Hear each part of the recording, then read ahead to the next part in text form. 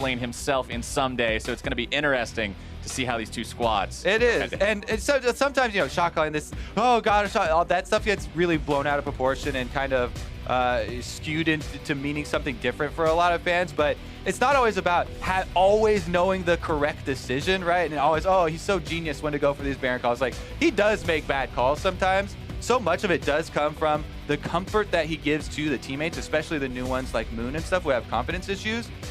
Just that so that they have direction, right? And everybody's on the same page. And you see it when these guys play, when they go for one of those calls, it's very decisive. You know, they don't hesitate at all. Sometimes they do go the wrong direction, or they do, you know, make a bad trade, but they are on the same page when they do it. Even if they're going down together. It's that unity that really matters. But something that we're going to be seeing very strange at the start of this draft, the red side bans are nowhere near what you normally see. 2 out of 3 of those perma bans on red side in Rengar and LeBlanc have made it through. Only Camille actually banned away, along with the Ryze, Karma, Malzahar, Jhin, and Zyra. Yeah, we like to see sometimes the red side actually not ban all these OPs, right? They're very willing to trade this time around for Dignitas. They're shaking up the established pick ban, and this is something that you actually might expect from Lemmonnation's side, right? Right. You know, him and Notebook, he's very, very comfortable with giving those away usually, but Team Dignitas are turning the tables on him, and they decided to go with the Rengar for Moon. He's so confident. Last time he got it, he was walking through the halls, just trumpeting basically everybody. It's like, yeah, free win whenever I get Rengar, I'm smashing everybody. Like, it's really awesome to see him confident, and now he's set up on the champion in the jungle to succeed. They do have to give over the LeBlanc to Keane for that, though, and you do also pinch the AD carries. With the new lethality, I actually feel like Jhin is just top tier right now, moved above Ashe, and so that's why they've banned out the Jhin here in ban phase #1, and Ashe is actually still on the table with them picking up the Varus. The new lethality is just so much power early on for those champions like Varus and Jhin that do build right into it. And even with Ashe still on the table, FlyQuest going to go ahead and opt into not picking up that AD carry in the first half of the picking phase. Instead, they're going to be locking in the support and top lane roles, with Misfortune grab for themselves and High grabbing that Shen for balls on the top side. Although I guess we could see Misfortune AD carry. Be prepared for the flex swap here with Misfortune. Misfortune definitely is one of the champions that will sneak up on you because she can go lethality builds as well. Just go for the big ultimate. You know, you go to Cleaver along with some lethality items, and it's very much an all-in for a team fighting kind of style because you don't have as much auto attack DPS, but it really does make the ultimate carve out a huge zone in the team fight. Regardless, though, I do like the way Team Dignitas are approaching this one because, to me, Kha'Zix, yeah, he is below Rengar, but it's right there, maybe half a tier right below him, and we'll see what Chaser can do. I've actually been pretty impressed with Chaser, aside from maybe a couple of games where he had some super aggressive moves and got picked off quite a lot. But I really do overall think that he's having a good, good start to his North American LCS career as well. You know, Ssumday does overshadow him quite a bit, but we'll see what he can do against the Rengar this time around on the Kha'Zix. Going to be 2 mid lane bans coming out in phase 2 from Dignitas, taking Kassadin and Syndra off the table, while Maokai and Nautilus are going to be removed by FlyQuest. And the funniest part about that is these are the 2 most played champions of Balls. And Balls is one of those guys, like we talked about, has been taking the basically losing matchups for top lane. A lot of losing CS there for him. He's near the bottom. They almost always have him on tanks. Actually, always, I think. I mean, they got him on the Shen this game. Literally, right? He's already got his own pick locked in. He has only played tanks and hasn't gone for the split pushing role. So him on the Shen, they're just banning out other tanks there. No front line for Team Dignitas. We'll see if Team Dignitas actually, they've drafted the Braum, so maybe they want to use that as their only front line and go with a split pusher for Ssumday. I know they definitely love that strategy. Hey, we get to see High Zed! The lock-in for the Zed for High. High Zed that has been played on the world stage. We'll see if he's got those same ninja moves left over here, but he has pulled some sneaky stuff and he's going to be backed up with the Shen. I always love seeing assassins with Shen. I mean, he's got the option to go with Rengar or the Zed. Both of those can dive in, and both of them can get out, with Rengar having the CC immunity and Zed being able to pop back to Shadow. So definitely some possibilities for some super entertaining team fights here in this game. And meanwhile, the team looks like Team Dignitas have drafted another member of the front line here. So seeing these multiple assassins jump in, they've decided they do want to beef it up a bit with Poppy here for Ssumday. So they do take the other tank. Yep, they decide to go ahead and make that front line just a little bit harder to punch through, as they do have the assassin, jungler, and mid laner on both sides of the draft this time. So a lot of damage going to be coming in from those roles. Somebody's got to be there to soak it. Plus, they did pull the slightly unexpected switch here and move Misfortune over to the AD carry role like we talked about. Definitely is viable, especially with lethality buffs. We'll see what build he goes with and track that, but I do assume he is going to go with one of those Cleaver plus lethality ones. And what they've gotten themselves with that is the Black Shield from Morgana to try and stifle some of those moves from LeBlanc. And when you've got Shen protecting people with Stand United, you've also got Black Shields coming in, kind of blocking some of the CC. The escape paths are more clear than ever for these assassins to go in, get their mark, and get out safe. We'll see if they can accomplish it, because it really has been a tremendous amount of High with Moon carrying a lot of these early games. Those two in conjunction making a lot of roams happen. You can hear the crowd getting excited for game number 1, and they've got good reason to. FlyQuest versus Dignitas. One team sitting on 3-1 after a surprisingly good start. Another team sitting on 1-3 after a little bit of a rougher start than they'd have liked, especially last week. But we'll have to see how they end up doing after this head-to-head starts getting underway. Yeah, that is Team Dignitas that are the 1-3 team. And to be fair, I mean, all of their series have gone the full stretch. These have all been 3-game series. Even though they did end up dropping the last couple ones, people were kind of giving them a pass on the, oh, you lost to Cloud9, they look like the best team in the league right now. Oh, they lost to TSM, who were kind of resurging. But the questions start to build up, because then, yeah, okay, Echo Fox also added to that list there. Where do they kind of draw the line? Because there is so much hype around the imports for this team. Not only Ssumday, but also Chaser, I think, has been such a good force in the jungle for them. He's at least, I've really liked his early playing for his routes. He does build up, camp leads, basically, and you want to track, like, experience levels rather than CS numbers now. Right, because there's so many chickens, there's so many Krugs, it's kind of hard to keep track of them. But yeah, if you count the single camps, he has been doing a pretty good job of actually getting a lead there. So we'll see if he can transition that into a strong mid game, because that's been the moments where we talk about him faltering, getting picked off, or invaded and taken down too early. But when we're talking about Chaser's performance, we've also got to look back at what you mentioned before we even got into the draft itself, where Chaser and Keane have both had these games where it's like, yeah, they're looking good, and then they have other games where it's not so much. So that consistency is really going to be a key element that Dignitas is going to be looking for going forward into the rest of Spring Split 2017 if they want to make themselves an upper-level team. Definitely true, and I like the gambit that they've made here. They have confidence in Keane, and they're like, all right, we're going to leave up these OPs, basically the Rengar and LeBlanc. I think anybody who's been watching competitive bowling was like, yes, I know the three. They know what we're talking about. Yeah, the Holy Trinity. But yeah, so they decide to let FlyQuest choose which one they want to go for, and since Moon has had so much confidence in the Rengar, they're willing to give that up in exchange for LeBlanc for Keane, for setting up Keane for some success here. Now I'm super excited for the Zed versus LeBlanc matchup, because it is one that is extremely skill intensive.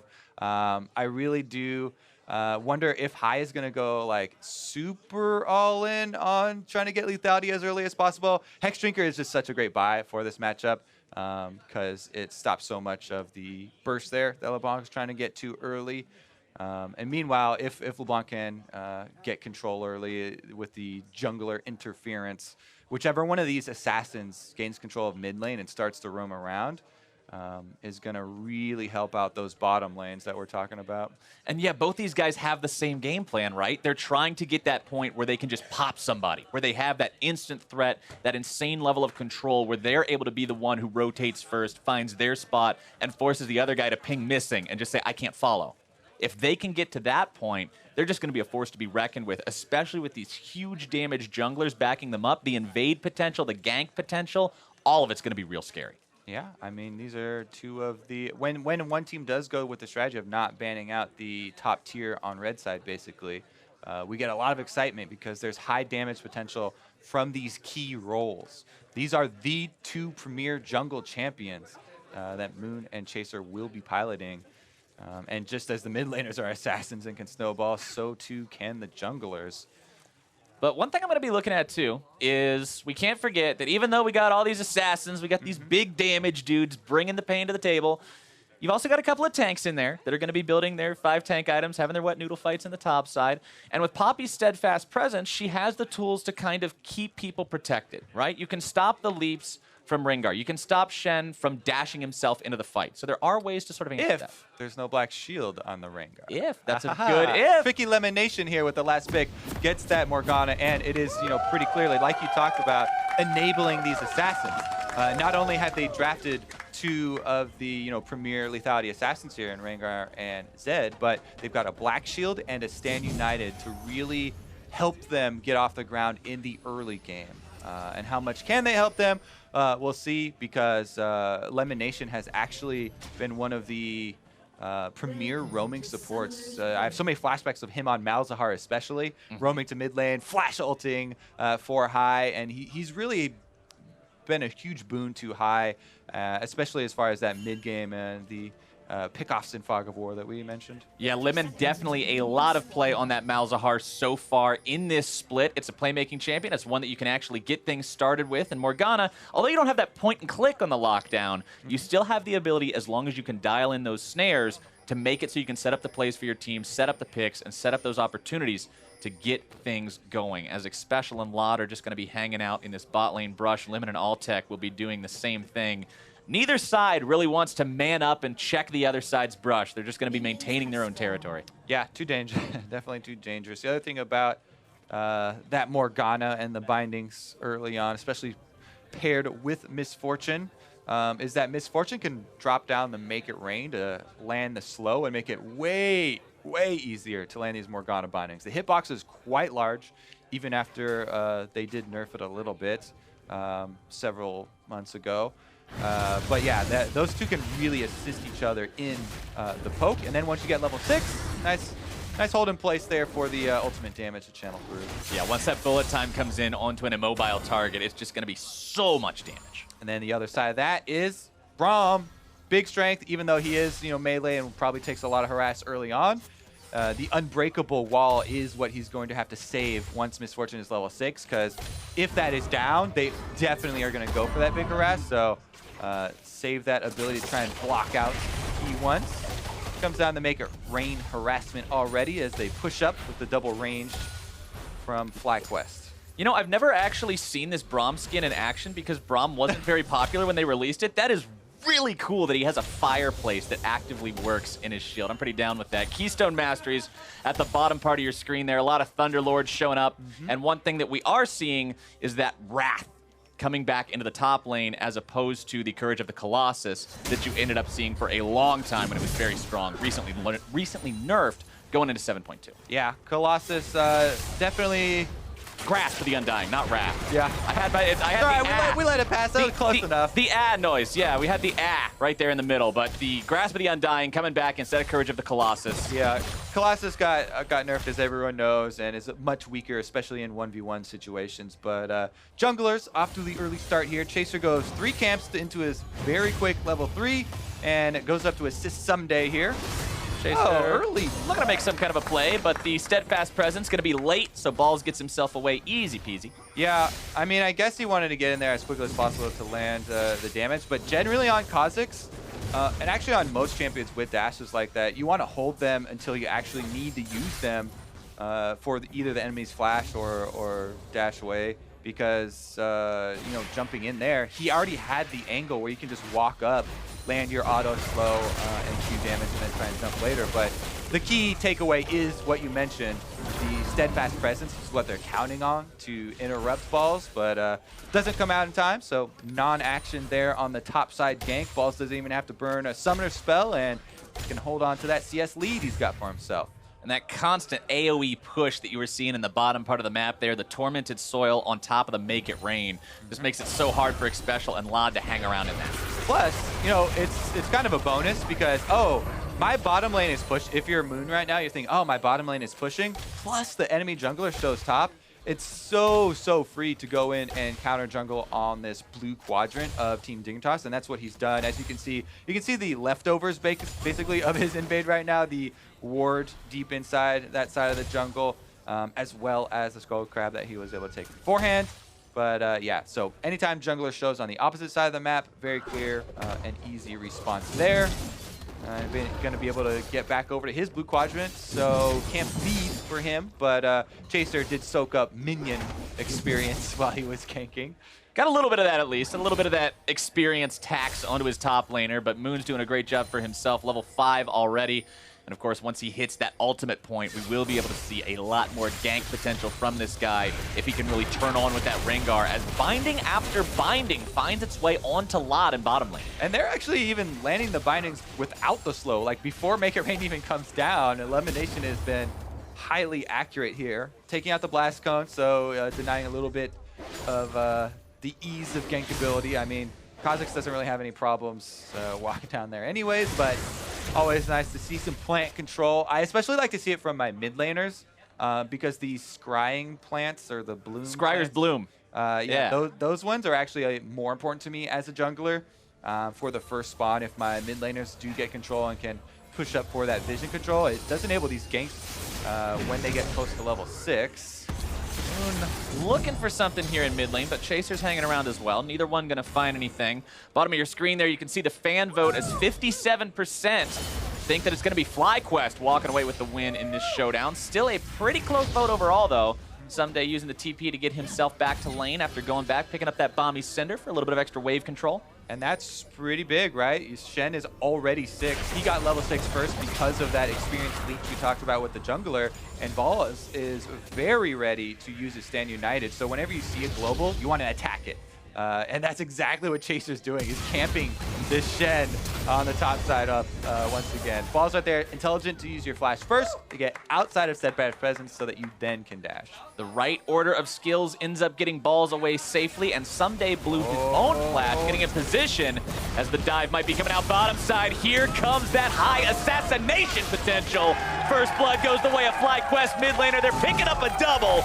Moon's going to be grabbing number 2, 2-0. Yeah, and as soon as you see the top lane play fail, you know this is coming. Even if actually that top lane play is successful, you should still know this coming because this bottom lane from Team Dignitas has been getting harassed under their own turret for the entire game, and this gets weaker and weaker. That's such a juicy spot. And we talk about the double assassin roam from High and Moon being the biggest strength for this team. They use it on the bottom lane that's been getting poked under their turret, and it's pretty much picture perfect for what this comp wants to establish here in the early game. They get both of the kills, plus Balls, you can see on the mini-map there in the replay, was waiting at his turret for the Stand United, doesn't even have to burn it. So the threat is still there for more harassment on the bottom lane, and it's getting very rough for Team Dignitas. The bottom lane is actually approaching one of that untenable situation where you're getting shoved in and you're just primed for another dive. And there's not even anything they have to dive anymore. That turret is gone. They even took it's turret gone. On top of champion first blood, they get turret first blood from that. They're up 2,000 gold 8 minutes in off of that single play. Yeah, incredibly well played along with the comp that they've drafted here for FlyQuest and the bullying bottom lane. They're basically the thing that could have gone wrong for them is the top side Shen played there, but Balls played it very safe. He warded for himself. He saw Chaser every time Chaser was coming. Even though he got flashed on by Ssumday, he was able to flash out defensively and survive. And that's all you want, you know, from your Shen. He is providing that threat just by being level 6. And the bottom lane already has a bunch of control. So really all according to plan so far for the FlyQuest squad. And Team Dignitas need to shake things up. They got to find some kind of a way to do it, but life is tricky, like you're talking about, with that bottom lane turret gone, with that Shen threat being ever present. The CS lead is starting to climb between Altec and LOD, as Altec's going to be having a much larger economy if this keeps up. And and that will get worse, as what you want to do when you're running something like this, like the FlyQuest guys are doing, is you want to then take your bottom lane, and after you shove up the next wave, move that over, rotate to grab the top side outer turret, so that you can take out more territory here, increase your lead. They're going to grab the dragon first, and then we should probably see a lane swap from them to continue to force it, because you want to keep the tempo high-paced here and push this lead so that, you know, all these outer turrets, if you can chain them together, Rengar then really makes all farming territory unsafe for your opponent. Yeah. Very scary when you hear that roar coming out of the fog of war and you have no idea where he's going to be going. Drake #1 does go the way of FlyQuest. No contest before the 10-minute mark. That extra ocean going to give them some nice sustain as they continue trying to push this lead. Second one's going to be another ocean as well, so if they can maintain that, the regen is going to start to pile up for these guys. Ocean, definitely a nice early game Drake when the laning is still very important. They've decided here for Team Dignitas to send Keane down to try and answer this high split push. And by the way, we were wondering, oh, is High going to be going for the early Hex Drinker just for, you know, his 1v1s with LeBlanc? He is going with the Lethality Rush into the Edge of Night. So it is still magic damage oriented in the way he's going about it, but he doesn't have any of the magic resist yet. And the thing about that item, even though it is so ridiculously strong right now, until you actually complete it, you're still very much vulnerable to that LeBlanc burst. And the only bonus from Hex Drinker and the argument for that one is that you can complete it so much faster that you really reduce the threat way earlier. But High, not afraid, going with the more offensively typed strategy here and trying to rush that Edge of Night. Plus, we've seen, you talked about how strong the item is, and a lot of that strength comes from the fact that the active shield, when used properly, can really just make or break a play. And you can even use it improperly and you're not punished. The cooldown is so low, you can pretty much spam that sucker and play bad, get rewarded. Edge of Night, go for it. Out of 7, it'll be up for the right amount of time. But a good use of it is even better, because you can just break the game wide open with an awesome Edge of Night, blocking a big spell. Definitely true. All right, so let's check back in on that map movement that we were expecting from FlyQuest, and they have gone ahead. You know, they cleared out the minion wave in middle, but then they did rotate top, like you're talking about for the top turret here. They are trying to increase the territory they control on the map and try and whittle down the top side. This is really the best way to use your leverage. You send Shen with your Standing Knight and your teleport both ready to the bottom side. You can hug the turret if you even really feel like it, and reduce any opportunity of LeBlanc or someone trying to assassinate you. But Varus actually, oh, he's the target. There he goes for the dive. High looking to make the moves. Doesn't even need another hit. Heal's not enough. Fly High. The other bonus of going with the Edge of Night Rush rather than the Hex Drinker is you get way more upfront damage because all the components here have been pure AD, and Zed takes out the AD carry here for Team Dignitas as Alad was trying to move into the mid lane to hold the minions, but Zed sees and Zed kills. Classic Varus play here.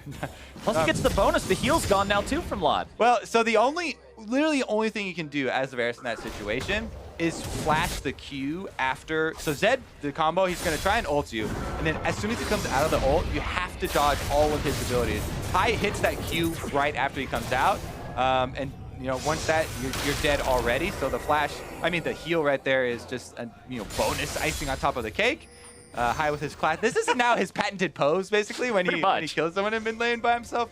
Just shaking it off. I like it. Yeah, he goes with the fly pose there. But yeah, so the only chance for Law there to actually escape with his life was to dodge that Q or flash that Q in some way so that he wasn't killed by the death mark. But concentrate on trying to land his ultimate for the counter kill. Nobody else was around to grab that one. So FlyQuest just steamrolling now, and now that he does have Edge of Night completed, very confident in the 1v1 versus Keane. The active you can see there, spam. Finally times out now though. Keane has to wait as Chaser shows up. Stand United going to be cast to turn this one right back around. Ball's not wanting to go in for any kind of a taunt on top, but he keeps High nice and safe. Yeah, that error on the side of caution this time for FlyQuest. that's definitely a high call where he's like, ooh, I was a bit close and my Edge of Night expired, so balls, yeah, we're going to have to use your Stand United to save me this time around. Edge of Night going to be popped again. Keane taken low as they try to pursue onto High, who jumps back. Looking to make some kind of a move here. Chaser is done for. That shuriken above his head means certain death. Ball's going to be looking to clean up Keane now as well. Taunt lands. See ya! Ball's going to be cashing in. Number 5 for FlyQuest. Absolutely outplayed in the 2v2. When I saw the aggression from Team Dignitas in the 2v2, I was wondering if they had someone else on the roam on the way up, and I looked down at the minimap, and they do not. It seemed like a very optimistic, aggressive move here from Keane and Chaser. Keane's already so low on mana, and the ultimate still available from High means that he is quite easily able to switch targets during the Zonias, and it's not, doesn't even feel like a 2-on-2 there because half the time you're in stasis. So very nicely played by Balls and High to just move this game from, yeah, a huge FlyQuest lead to a dramatic early game snowball, as it should be easy for them to collect the last outer. And this, again, you talk about the playing field for Rengar. Now that all the outers are about to fall down, maybe it is Moon's time to shine, as he will have a lot of territory to work with too. OMG Scoots. Mid lane, tier 1, taken almost down, but still barely standing. Drake is going to be spawning here in a couple of seconds. You can see FlyQuest moving their way down towards that right now to continue their control over that neutral objective. So they do know that the Shen Stand United is down. Technically, Balls could still teleport in. That does take a while. I know the channel time is quite long, and you also aren't going to be afforded that giant shield, but the cooldown is actually timing down pretty quickly for it, and there's no reason for FlyQuest to force this. So they've made the call to wait and have Dignitas started up, and Stand United is almost back off cooldown now, so really good patience this time around from FlyQuest, knowing they've got a huge lead. No need to rush into that dragon. We can just wait for the Stand United to come back up and then force Team Dignitas into a pretty poor situation. And Dignitas' situation overall right now, Kobe, is just not one that you're generally looking at with a lot of hope and promise for what's to come. They're already down about 5,000, closer to 4,500, I guess, gold. We'll give them a little bit of a break there, but 16 minutes in is 16 minutes in, that's still a lot of gold. They don't really have anything to their names, no drakes or turrets of their own to kind of make up for it, and there's nobody on this map right now for the side of Team Dignitas that's looking like, hey, I'm going to be the hero. I'll carry this. Yeah, and it really did remember. Oh, never mind. Let's take a look at the all-in here from High. Dodges the Q, important there, so Chaser not going to take much damage off of it. Now they know Zed Ultimate is down, but even with Zed Ultimate being down, it's still very dangerous. You still have to respect the Rengar potential. And speaking of which, Xpecial going to be eating some damage as Black Shield finds its way onto Moon. Bola locks Xpecial down. Moon going to be forced back. Exhaust onto Keane. Stand United out onto Moon, who re-enters the fight. Bullet time going to be opened up, forcing Xpecial away. Keane is done for. Ssumday into the back line, looking to mop anybody up. Takes down Lemon. Chaser goes down next. 2 for 1. FlyQuest still seeing what else they can find. Answer's going to be Ocean. Lod lands his ultimate over the wall, but he's got no mana to shoot any arrows after. No DPS. Left to come through for Team Dignitas, and yeah, they wanted to tango with the Rengar inside rush. It was a little bit scary there for Lemonnation, as he was the one to take the hit, but they get the extra kill for FlyQuest plus the Drake on top of it. And next one will be Infernal to help out with that snowballing. Both teams really want that with the amount of assassins we're seeing in this game, but you throw your support under the bus in exchange for the enemy jungler, mid laner, and an Ocean Drake, always worth it. All right, so yeah, they definitely wanted to take advantage of High's ult being down, but the Shen Stand United turns the numbers so quickly, and you can see Ssumday there. He teleported in, and he's the one that gets this counter kill, but channel time is quite long, and the positioning is a little bit awkward as well. So the extra advantage definitely does go over to FlyQuest for that one. Now, remember how this whole snowball started was so much about the bullying of the bottom lane. This is why we see so many teams favor these double-ranged matchups rather than taking one of the tank supports currently. And them being bullied under their turret and whittled down made them a prime target for the mid and jungle roam. Plus, they have drafted this Shen, so really all arrows are pointing down to that bottom lane that's already weakened. So, and FlyQuest were able to snowball out quite well off it. FlyQuest shoving in this top part of the map. A lot of members of Dignitas hanging around to answer it, now realizing that they don't really have to be there because Fly isn't exactly putting a lot of resources into grabbing this last remaining Tier 1 turret. Black Cleaver, Yumu's Ghostblade, and another Serrated Dirk for additional lethality, all completed onto Altec. What you were talking about, the lethality, creating these new opportunities for Misfortune to go back to her old role as an AD carry, and she is real scary. Yeah. The armor shred from Black Cleaver is reduction, by the way, so that applies to the champion, reduces it for everyone on your team. So not only does it help out him, but Rengar and Zed also will be attacking shredded targets with their lethality, and the percentage shred plus this flat penetration is just ridiculous amounts of damage. Nobody really can stand a chance. Even Poppy will probably get shredded pretty quickly. Keane definitely getting chunked out here under the turret, and the Q does land just at the last second there to take him below half, really opening up this turret for some more siege. Bullet time comes out. Lod almost taken down by that, having to step himself out of the very back of that range. They pop the turret and United onto Altec, just making sure they grab the Tier 2 in the bottom part of the map. VODS could teleport back to the top turret if they want to sit. Yep, there we go. That's going to be the call. Decides to save this one from Ssumday, not give Dignitas any sort of relief from the constant losses they're experiencing. Balls this with a quick, oh, I'll go correct that mistake for Altec. You're taking the turret, no problem. I'm back to my place at my top turret, no problem. The Shen things here. That's what Shen's so adept at. I mean, when you have two global ability teleports like that, go away, come right back, everything's great. Yeah, and this is that focus on the overall game plan, the overall map that we talk about for FlyQuest, right?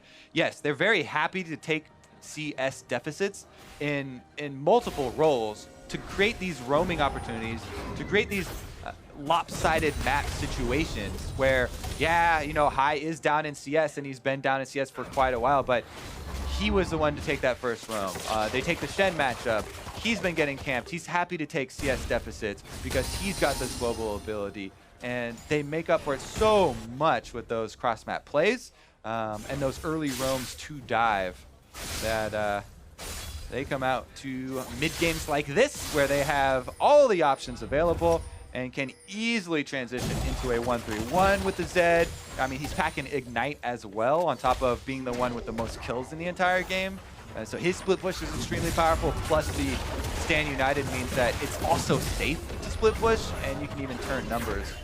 As Moon and Altec push themselves up into enemy territory a little bit now, trying to choke some more of the map away from Dignitas. Exactly what you were mentioning earlier. Rengar makes that scary, and speaking of scary, Xpecial gonna be destroyed.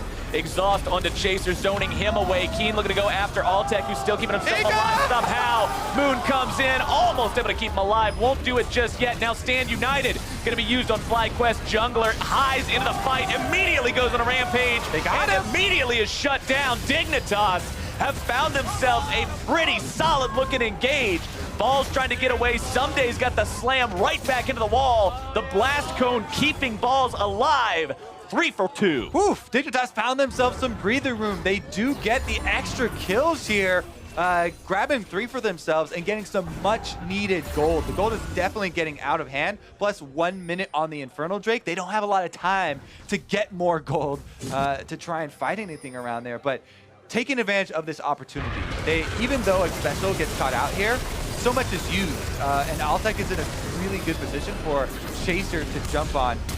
Quite interesting that there's no Stand United on Altec. I guess they decided that Altec is pretty much toast here after he's already used his flash, and the Stand United would only kind of delay the inevitable for them, but they eventually actually make the call to try and turn, and High gets locked up as soon as he goes in on Zed. Really nice reaction there to instantly lock him down, and that means that the rest of the squad here has to evacuate, but Team Dignitas, good job there jumping on an opportunity, because some teams, you know, you're down so much like this, you really start to lose morale and you start to lose the ability to even capitalize on opportunities that present themselves. But that was something they needed to jump on. Good job by them to grab some money back for themselves.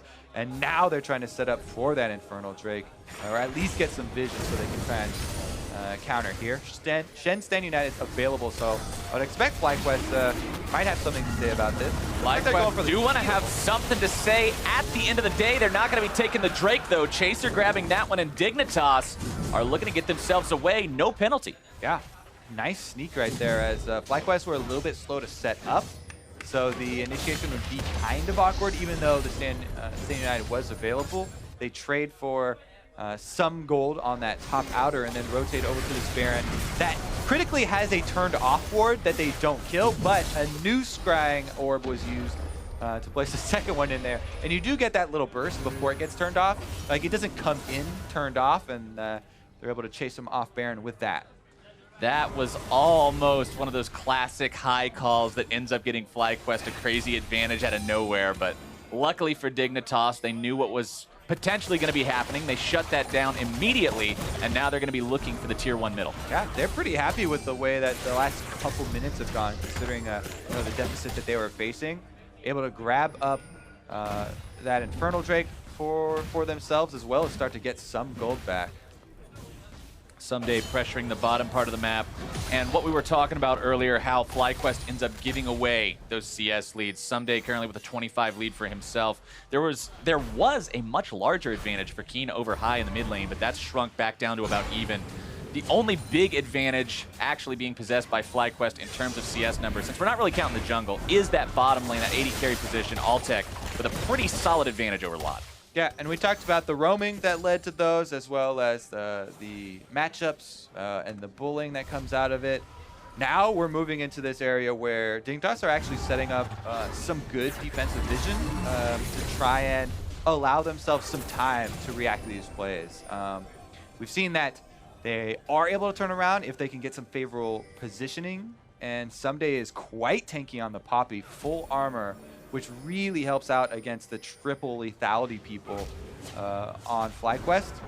The only problem is the couple of black cleavers are going to shed through a little bit of it, but he's definitely going to be playing a strong point man here for the squad. And the nice part is all the big damage threats on FlyQuest, they're all AD.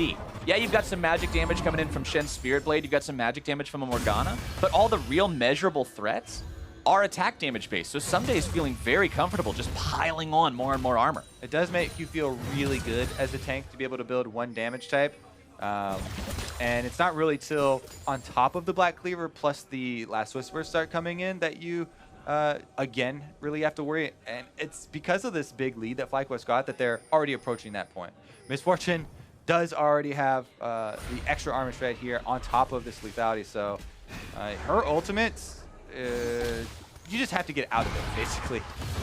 Even Ssumday on the front lines there is going to have to eventually watch his HP, even though Poppy renowned for her shielding abilities as well. Means we'll probably be seeing FlyQuest look to put themselves in any kind of an opportunity or situation they can find to properly utilize that bullet time. Those close jungle corridors, small pathways anywhere are going to be exactly what these guys are looking for. Chaser finds Moon in his side of the jungle. Ssumday's got the extra help, as Moon's going to be taken so dangerously low, decides to go for a little bit more, not quite going to be able to find the kill. Chaser instead going to be punished. The binding comes through, bullet time comes out, Ssumday's going to be shielded. Xpecial takes the hit, but Ssumday's going to be gone too. More dig bodies are hitting the floor, and FlyQuest has found 4 of them. Just when you get a little hope, you're like, oh yeah, they've got defensive vision. Oh, they're looking for this opportunity to try and pick one person off. They found one person. No, the Shen team, and they're collapsing. And they're too far behind in gold. That Misfortune ultimate killed the tanks through the Unbreakable and through them being armor stacking. Very quick collapse there from FlyQuest as Rengar making use of the Empowered W as well as Shen Stand United, and Moon even lived, so they are able to transition right into the Baron pickup right after the pickoff as well. FlyQuest is going to be able to use this one to break through inhibitor turrets. That was a very clean rotation off of that fight victory. You grab the 4 kills, you grab the tier 2, you grab the Baron, and all of a sudden you are just sitting so pretty. And look at this. Even though you get a pick and you've got people in the area, look at the other 3 members for Team Dignitas. They're transitioning over, and they actually get here a little bit later than the FlyQuest ones. Altec flash healed for Moon to save him as well. And there is the bullet time that rough for Xpecial, even with the unbreakable up, takes out a lot of his HP. And that since High is able to arrive at the end of the fight, you know, it's basically dream time here for Zed. You get to clean up. Everybody's used all their defensive. There's no exhaust, and you have Edge of Night as well, so you get to go to town. Now he's gonna get to go in once again. Immediate zone use from Keane, keeping himself safe. Gonna avoid pretty much everything from the death mark. Does eat some shurikens at the very end of it. He's got Chaser hanging around to keep him safe, but now that FlyQuest 1-3-1 starts up in earnest, and with Shen in the bottom lane and Zed in the top, there's gonna be so much pressure for Dig to answer. Yeah. And, you know, kind of like you mentioned, we usually caution against single damage type comps like this, but it does become a race at that point, and if you're not... Bullet time going to be coming out again. Moon being protected by Shen for now. Chaser's the one who goes down. Altec grabbing that kill for himself as FlyQuest now has their opportunity to push up. I mean, we say, oh yeah, these builds make Misfortune pretty linear and you know what to expect from her, but it feels pretty good to get off an ultimate like that and take out the whole team. Rat-a-tat-tat, just shoots him to pieces. Altec destroys the red inhibitor. Keane gets himself destroyed by a death mark. High is 6-1-2 on this Zed. And yeah, he is definitely at home on this champion and loving the comeback of the lethality builds. Whenever they do get the lead like this, it's hard to keep up. Even if you are buying only armor, they're so far ahead that the armor shred purchases just outpace the armor purchases. A little bit too late to even hope for that solace. Right now, though, Keeper's Verdict could even some numbers, maybe. Moon going in for Chaser. Gonna be taken low, though. Heals himself back up. Goes can't be disabled mode and runs right back to the team. Black Shield gonna be keeping him immune to further suppression as well. Chaser's gonna be blown up. Moon on a rampage. Ssumday is gonna be double killed. FlyQuest just running over Dignitas. Xpecial locked down for a very long time. Bullet time just cleans them all up. Triple kill for Altec. FlyQuest takes their game. He's just having the time of his life here on Misfortune. He is! He is for a while. All right, that's going to be game number 1. Team Dignitas going to regroup here and look for a new strat coming into game number 2. Now they will be on blue side and won't necessarily have to give over the Rengar as they will get first pick. That was a good-looking game from FlyQuest. We talked about, you know, people were wondering, as FlyQuest goes up, are they going to continue to perform against teams that people were expecting more out of? And against Dignitas, they look good. And one of the benefits of having these veterans on your team that FlyQuest have, Balls, Lemon, and High have been playing competitive League of Legends together for upwards of 3 years on the same team. That type of communication is at the level of you don't even have to talk anymore because you know how this person plays. It's all right here. Exactly. You know how the skirmish plays out because you've been playing with this guy. You know that High's always going to go for, you know, X play. He's going to want to turn it right now. And this is the advantage of having a team with such high synergy coming into a new spring split where so many of these teams have reforged, brought in new members, brought in new imports, and almost all the teams are working on communication issues, working on, you know, getting to know each other's play styles and stuff like that. And Team Dignitas are definitely one of those teams. And you can see the big difference here in team play and just in focus as well. And it goes back to what we were talking about with those CS differences, right? Who needs all this actual stats in the game Roam down when bottom, you got get those a couple of kills, intangibles dragon, the turret that actually check in and just make up all the differences? For a deeper dive into that and exactly how that game played out, let's check in with the analysts. Thanks, Captain, and welcome back to the analyst desk. Captain, we're Flowers, Captain Flowers, Clayton. You can call him whatever you want. Yeah, I call him Bill Walton. Andy Samberg. Yeah, whatever you want to go for.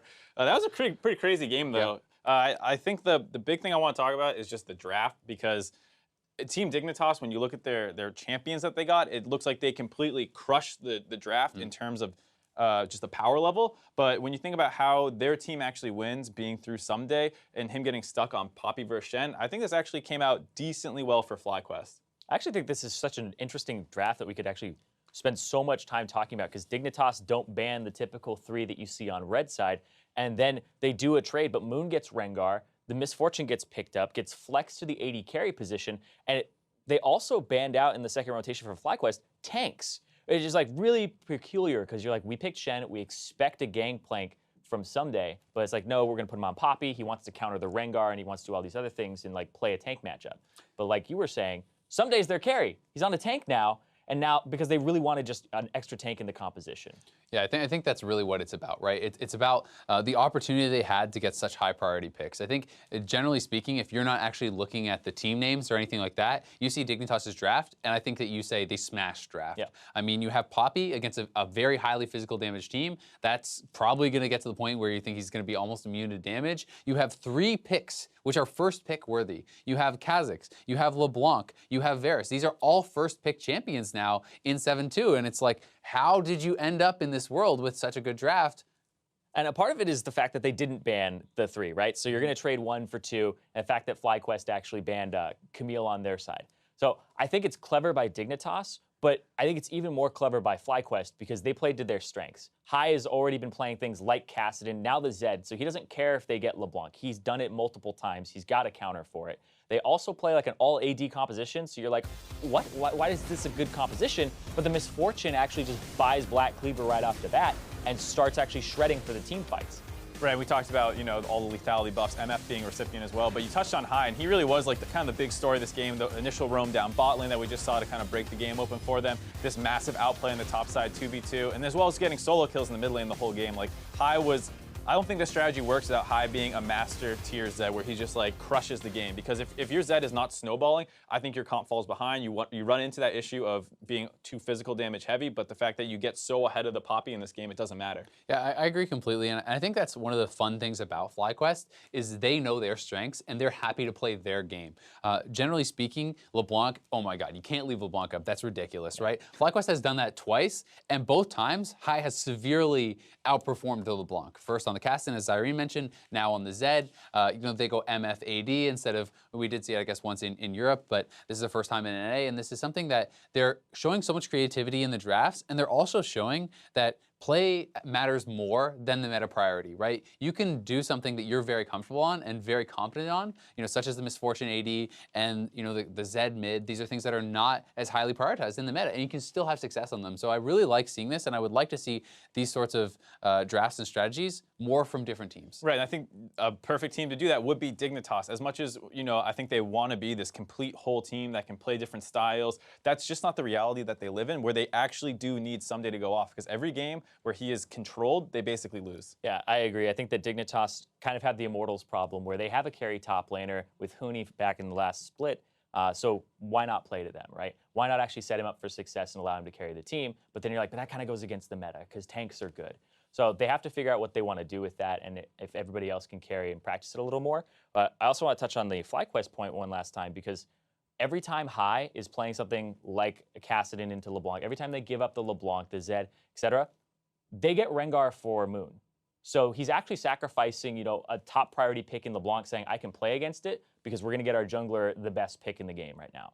So I think that he's actually kind of taking one for the team saying, I can play these matchups. So we're setting Moon up for success.